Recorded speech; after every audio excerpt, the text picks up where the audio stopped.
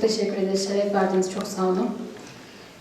Sıradaki sunum için siber güvenlikte entegre yaklaşım sunumuyla Intel Security Sistem Mühendisi Ümit Akkuş sahnede.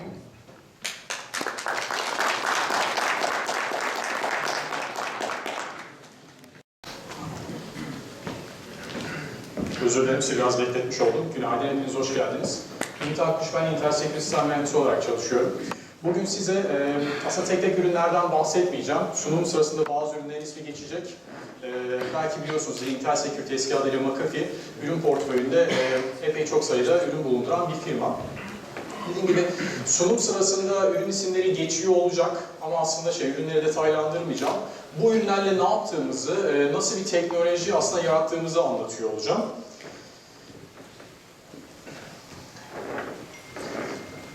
Şimdi öncelikle mevcut durumumuza bakalım. Eskiden evet virüsler çıkıyordu. Bunların sayısı çok fazla değildi ve kullandığımız antivirüsler vardı. Antivirüslerle bu tehditlerle baş edebiliyorduk. Yani kullandığımız o antivirüslerin kullandığı blacklistler, kara listeler ya da işte beyaz listeler, white listeler tehditleri tespit etmek için yeterli oluyordu. Ama artık günümüzde durum epey değişti. Hackerlar sürekli olarak kendilerine özgü yazılım araçları yazıyorlar ve bu yazılım araçlarıyla sistemleri hacklemeye çalışıyorlar.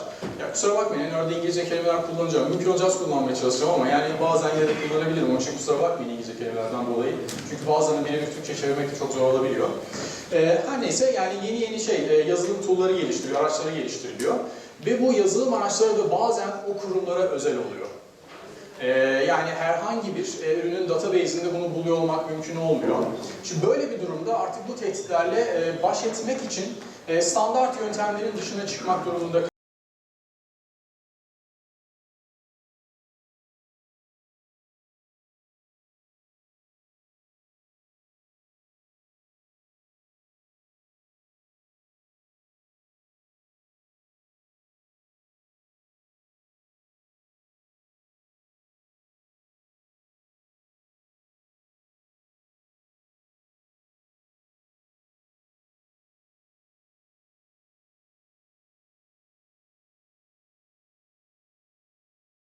tepki vermek için gerekli olan süre, ihtiyaç olan süre sadece 1 dakika. Niye 1 dakika? Çünkü tehditler artık gerçekten çok hızlılar.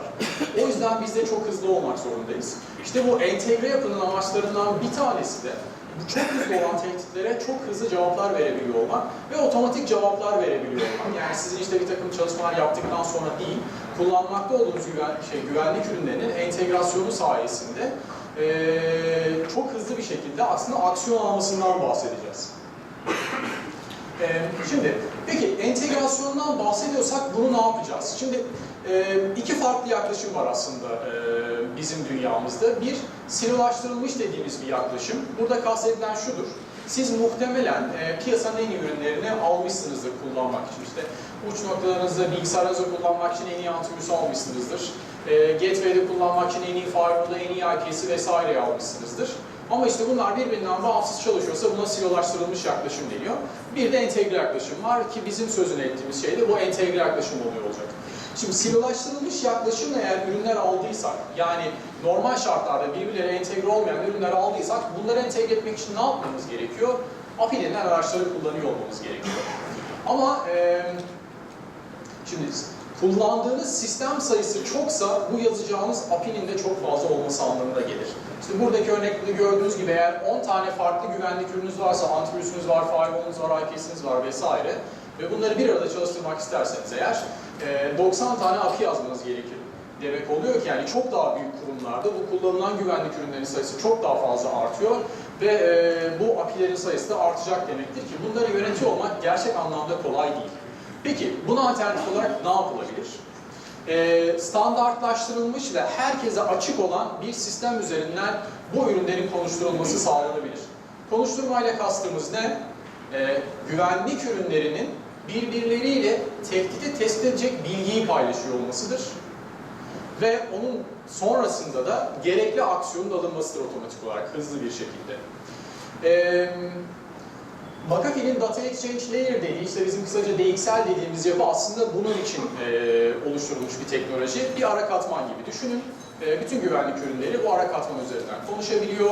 Çok dağıtık yapılar için çok rahatlıkla kullanılabilir. Network'in yavaş olduğu yerlerde kullanılabilir. Saniyede milyonlar mertebesinde bağlantıyı karşılayabilecek bir sistem. Daha da detaya geçmeden önce kısa bir hikaye anlatayım aslında böyle bir sistemin neden doğru olacağına dair. Bu İstanbul'da büyük bir kurumda, üretim sektöründeki bir kurumda gerçekleşen bir olay. Kullanıcıya bir e-mail geliyor. Bu e-mailde bir link var. Bu linkte muhtemelen duymuşsunuzdur bizim CryptoLocker dediğimiz, genel ismiyle ransomware dediğimiz tehdidi bulaştırıyor. Bu tehdit niye tehlikeli? Tıkladığınız anda verileriniz şifreleniyor ve o şifrelenmiş veriyi kurtarmak için de size bu tehdidi bulaştıran kişiye para vermek zorunda kalıyorsunuz. Şimdi kullanıcı bu e-maili alıyor, linki tıklıyor. Söz konusu kurumun ağ geçidinde Gateway'de kullandığı çözüm bunu engelliyor. Diyor ki buraya giremezsin, burada bir tehdit var. Ama kullanıcı bunu açmak istiyor. Genelde bu tip mailler çok merak uyandırır. Kullanıcı bunu açmak istiyor. Bu sefer network bağlantısını kopartıyor. Kendisini cep telefonundan 3G üzerinden internete bağlıyor. URL'i tıklıyor ve makine infekte oluyor. Bütün dosyaları şifreleniyor. Çünkü o anda bilgisayarda kullandıkları antivirüs çözümü bu tehdit tanımıyor. Soru şu, eğer Gateway'deki ürün, ağ geçidindeki ürün bu tehdidi tespit ettiği anda bu bilgiyi antivirüsle paylaşsaydı bu sorunla karşılaşılacak mıydı? Hayır. Aslında bu entegre sistemin getirdiği şey bu. Bu entegre sistemde çalışan herhangi bir güvenlik ürünü bir tehdit tespit ettiği zaman, yani bir tecrübe edindiği zaman anında bu tecrübeyi bütün bu sistemi kullanan diğer güvenlik ürünleriyle paylaşır. Şimdi tekrar kısaca bir şeye bakalım yine.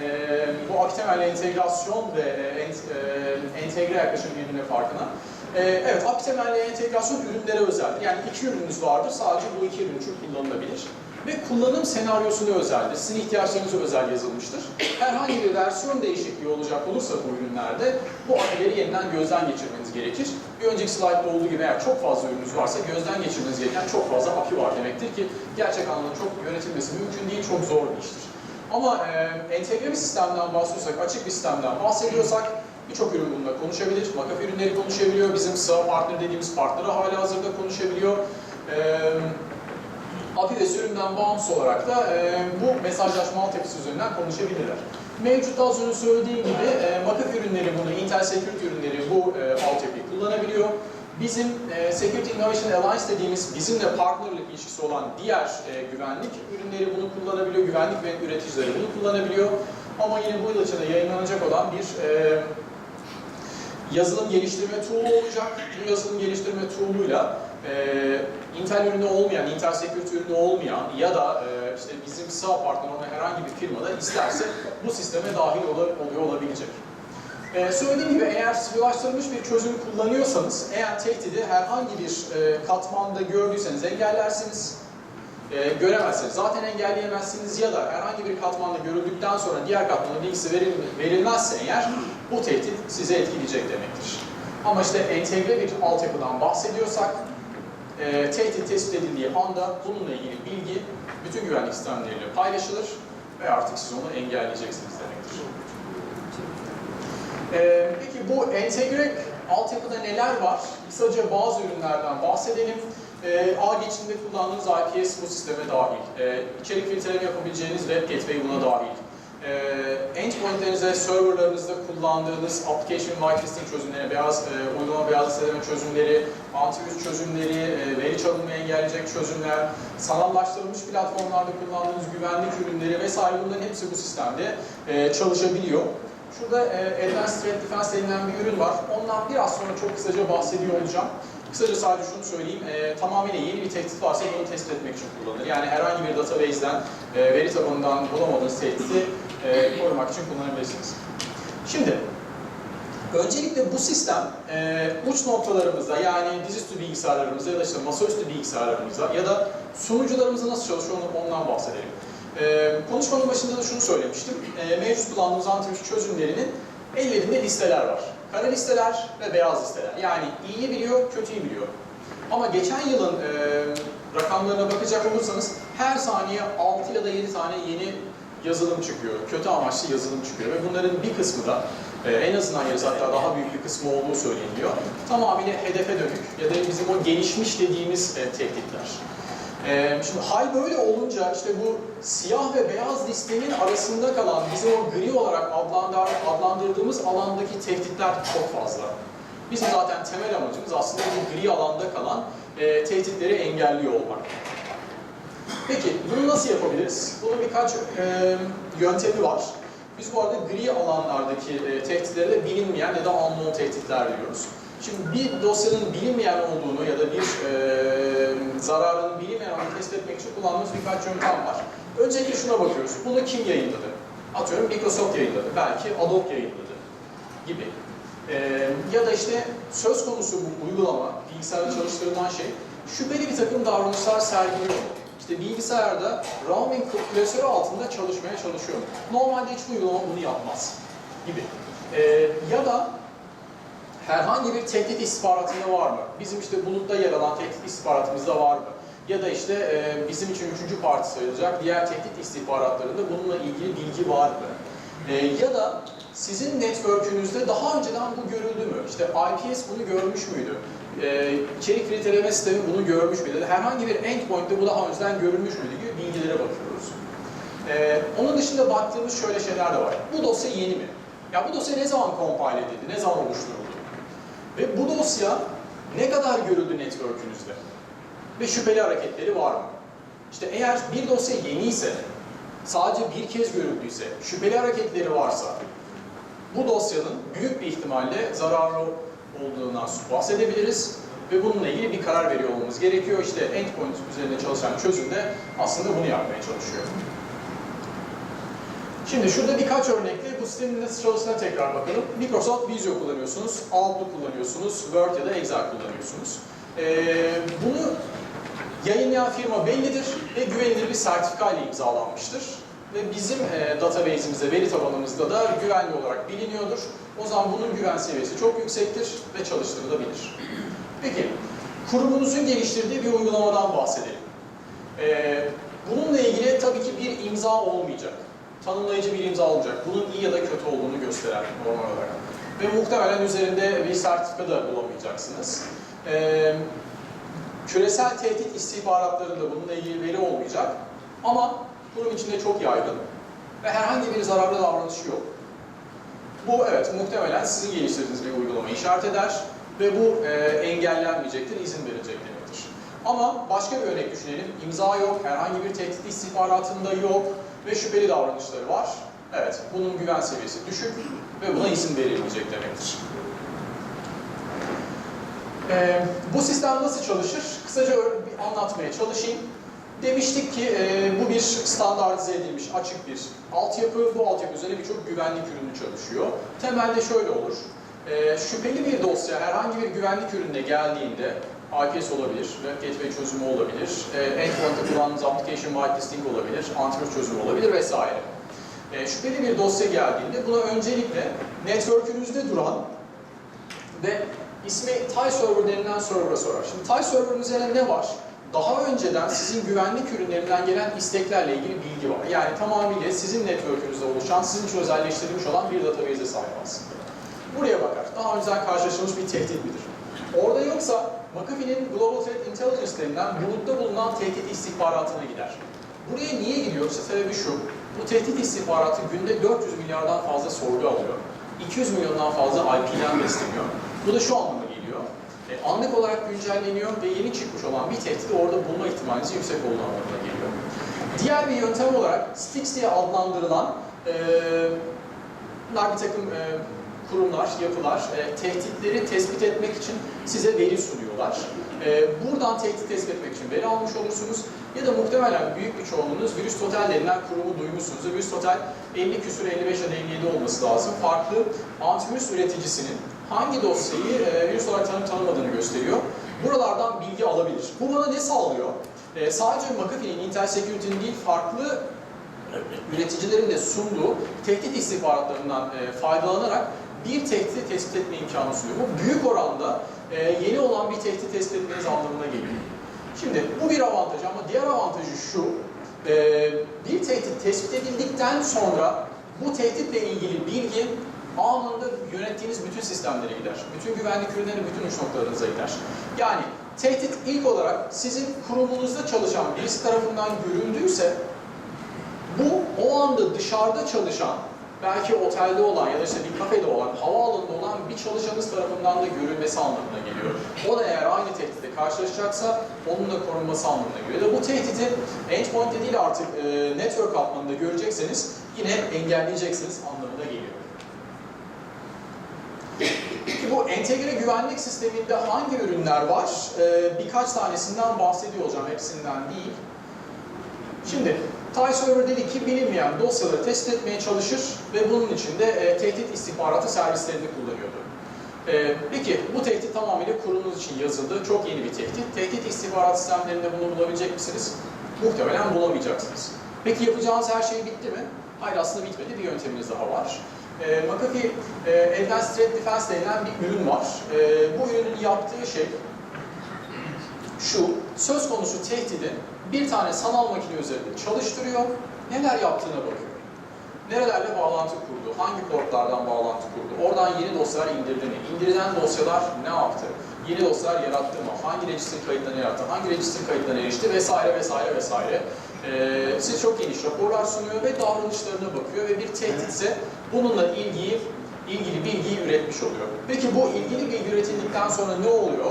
Tekrar TiServer'a bunun bilgisi gönderiliyor, tehdit bilgisi ve yine yönetmekte olduğunuz bütün sistemlere gönderiliyor bu bilgi. Ve artık yine bütün katmanlarda korunur durumdasınız. Bu sistemde kullanabileceğimiz başka bir ürün McAfee'nin IPS çözümü, Intel Security'nin IPS çözümü. Eğer IPS şüpheli bir durumla karşılaşacak olursa bununla ilgili sorguyu TiServer'a gerçekleştirir. TiServer bununla ilgili eğer yine bir bilgiye erişemeyecek olursa bunu IPS'e bildirir. IPS daha sonra bu dosyayı yine az önce sözünü ettiğimiz Advanced Threat Defense denilen bu sandboxing çözümleri diye adlandırılan çözüme gönderir. Buradaki çözümde de tehdit tespit edildikten sonra yine TiServer aracılığıyla yönetmekte olduğunuz bütün sistemlere gönderiliyor olur. Başka bir örneğe bakalım. Bu da yine network katmanında çalışan, içerik filtrelemeyi yapan ürün. Yani işte kullanıcılar hangi siteye gidebilecek ya da işte gittiği sitede virüs vesaire varsa bunu engelleyecek ürün. Şimdi bu üründe yine TiServer'a tehdit bilgisi sorabilir ama farklı bir iş daha yapıyor. Burada anlatılan şey o farklı iş. Bu ürün üzerinde bizim Gateway Anti-Malware Engine dediğimiz bir engine var. Bu engine son derece başarılı bir engine'dir. Bilinmeyen, henüz database'de olmayan tehditleri tespit edebiliyor ve gerçek anlamda başarılı olduğu için bu ürün TAI'a bu bir tehdit midir sorusunu sormasının dışında kendi ürettiği tehdit bilgisini TAI dediğimiz server'a gönderiyor ve TAI yine bu bilgiyi yönetmekte olduğunuz bütün sistemlere gönderiyor ve yine bütün katmanlarda anında korunur durumda oluyorsunuz. Başka ne yapabiliriz? Application Control denilen bir çözümümüz var. Uygulama beyaz listeme, Application Whitelisting deniliyor bu çözümlere. Application Whitelisting kısaca şunu yapar: kendisi için neyin iyi ya da çalıştırılması gerektiğini bilir, onun dışındaki hiçbir şeye izin vermez. Bu genelde işte serverlarda, sunucularda kullanılır, ATM'lerde kullanılır ya da işte daha özel cihazlarda kullanılır. Kimi kurumlar bunları bilgisayarlarında da kullanıyor, desktoplarında da kullanıyor. Bu çözümde eğer bir uygulama çalıştırıldığında bununla ilgili şüpheli bir durum görecek olursa TiServer'a sorar. TiServer işte yine McAfee'nin Global Threat Intelligence'a da üçüncü parti tehdit istihbaratlarından bu tehdit bilgisini üretmeye çalışır.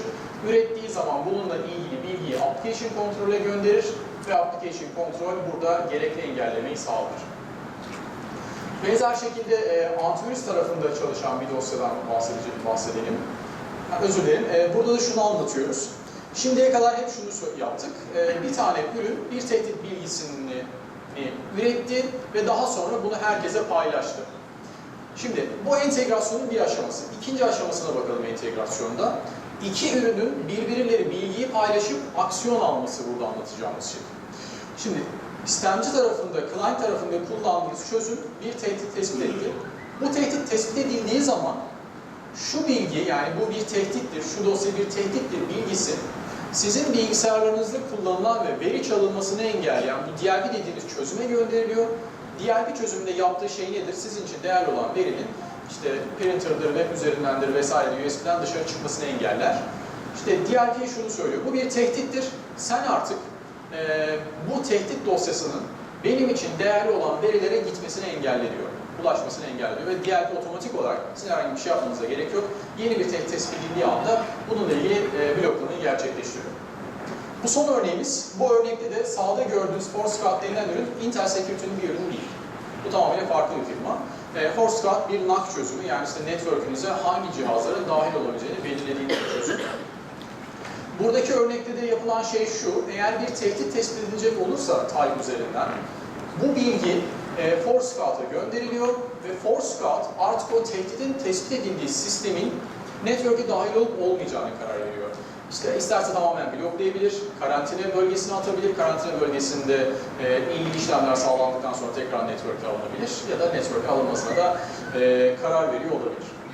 Burada sözünü etmediğimiz aslında başka entegrasyonlar da var. Yani siz bir tehdit bilgisi ürettikten sonra otomatik olarak bütün sistemlerinize bir antivirüs taraması başlatabilirsiniz. Ya da otomatik olarak sistemlerinizde hangi uygulamanın çalışacağı dair politikanın uygulanmasını sağlayabilirsiniz. Gibi farklı aksiyonları almak mümkün oluyor. Ya da IPS otomatik olarak şu söylenebilir. Bu tehdit şu IP'den indiriliyor, bu IP blokta karantinaya al gibi tehditler, kurallar otomatik olarak belirleyebiliyorsunuz.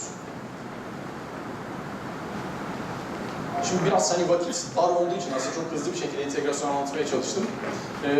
Vaktim varsa eğer sorular... 3 dakika var. Tamam. Eğer sorularınız varsa onları cevaplamak isterim. Buyurun. İşletim sistemi ya da protokol takıntısı var mı? Ya da bir gerekliliği var mı? Hayır, Data Exchange Layer özelinde soruyorsunuz sanırım. Data Exchange Layer denilen şey aslında bir teknolojiyi kullanıyor. MQTT adı verilen aslında standart bir teknolojiyi kullanılıyor. Bu Data Exchange Layer'ın çalışması, yani belirli portlar üzerinden çalışıyor sadece ve bu sistemi sağlayan aslında sanal bir makine var. Bizim Data Exchange Layer'da Tile Server dediğimiz sanal bir makine var. Bunun üzerinden bütün her şey gerçekleşiyor. Onun için hani ekstra bir işletim sistemine ihtiyacınız yok ya da işte herhangi bir işletim sistemi bağımlılığı yok. Ama bu sistem üzerinde çalışan diğer ürünlerden bahsediyorsak, yani bir antivirüs çözümünden bahsediyorsak zaten hani işte bildiğimiz bütün Linux, Windows ya da Macintosh gibi işletim sistemleri destekleniyor. Application Control'den bahsediyorsak yine destekleniyor. DLP'den bahsediyorsak Windows, Macintosh vesaire gibi sistemler destekleniyor. Hani eğer bir takım ürünlerden bahsedeceksek o ürünlerin işletim sistemi bağımlılığı olabilir. Yani özellikle sormak istediğiniz bir teknoloji varsa onun için cevaplayın soruyu. Tamam, peki teşekkür ederim. Rica ederim. Bir sorum daha olacak çok kısa. Gizlilik anlaşmaları ile ilgili bir şey soracağım. Şimdi biz güvenlik firmalarına nasıl güveneceğiz?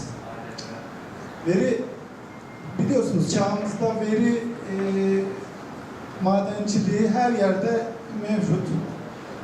Bu konuda sizin garantiniz nedir? Güvenlik baştan başa çözüm sunuyorsunuz.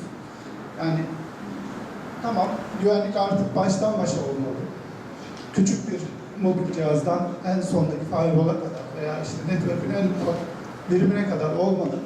Fakat şimdi güvenlik firmalarının hepsi bir takım verileri Sandbox veya vesaire yollarla kendi merkezlerine çekip orada test edip tekrar göndermek gibi yollar izliyorlar. Buna nasıl güveneceğiz? Intel Security'nin yaklaşımı şudur. Burada sözünü ettiğimiz işlemlerde sorgu yapılan şey dosyanın sadece hash value'sudur. Hash value denilen dosyaya unique olan bilgidir. Dışarıya gönderilen tek bilgi budur. Siz de ürünlerde dışarıya gidecek bilginin hangisi olduğuna karar verebiliyorsunuz. Bizim cloud'da herhangi bir sistemimiz yok ki sizin buradaki dosyalarınız oraya gönderilsin, oradan izlenilsin, sonra incelensin. O yüzden hani bu yaklaşımda baktığımızda hani herhangi bir güvence veriyor olmaya gerek var mı çok emin değilim ama şimdi güvenlik firmalarının işi aslında buyken çok böyle güveni sarsacak bir şey yapıyor olması mantıklı değil. Ama benim anlamadığım bir şey var, kusura bakmayın. Şimdi hepimiz webmail'i kullanıyoruz. Bütün datalarımız orada. İçinizde sosyal medyayı kullanmayan var mı? Her şeyiniz orada. Çektiğiniz fotoğraflardaki lokasyon bilgisi içeriyor mu içermiyor mu buna dikkat ediyor musunuz? Hayır. Hani şimdi bakın bu bilgiler bizler tarafından değil de size zarar vermek isteyen başka insanlar tarafından kullanılıyor. Şimdi aslında bizim hassasiyet göstermemiz gereken taraflar daha ziyade bunlar. Biz bir güvenlik firması olarak topladığımız veriler az önce söylediğim gibi hash value'larıdır. Dosyanın kendisi değil, dosya hiçbir zaman kendisiyle ilgilenmiyoruz. Onun için hani içiniz rahat olabilir. Size başka nasıl bir garanti verebilirim bilmiyorum ama hani bizim çalışma sistemimiz bu açıkçası. Ama dediğim gibi hani hepimiz birer sosyal medya kullanıcısıyız, internet kullanıcısıyız. Dikkat etmemiz gereken çok daha başka konular var.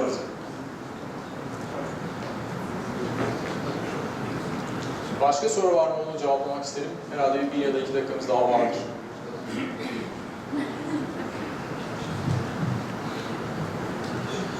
Teşekkürler vakit ayırdığınız için, dinlediğiniz için.